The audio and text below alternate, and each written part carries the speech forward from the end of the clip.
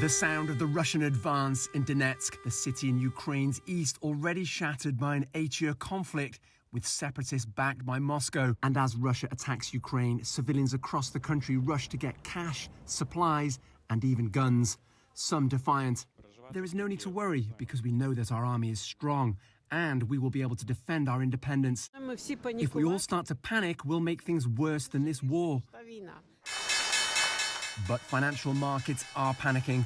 New York Stock Exchange sinking at the opening bell on Thursday. The economic impact of Russia's incursion may be too early to gauge, but it's already paying the price. The Nord Stream 2 pipeline project to ship lucrative Russian gas across the Baltic Sea to Europe had already been frozen by Germany in consultation with allies earlier this week, punishing Moscow for formally recognizing 2 pro-Russian separatist regions in eastern Ukraine. We have ensured that this is an $11 billion prize investment that is now a hunk of steel sitting at the bottom of the sea.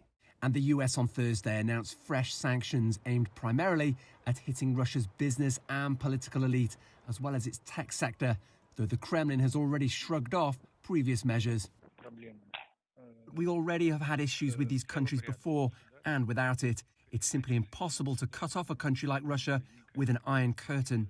And the US won't be spared the impact of sanctions. Amid the highest inflation for at least 40 years that has contributed to soaring fuel prices in the US, President Joe Biden has already warned Americans they'll also feel the pinch of sanctions on Russia, one of the world's biggest energy suppliers. If that hits US taxi drivers hard, some think it's a price worth paying. If it is $5, hey, it's going to hurt me, but at the same time, if I can save a life in Ukraine, it's more than worth it.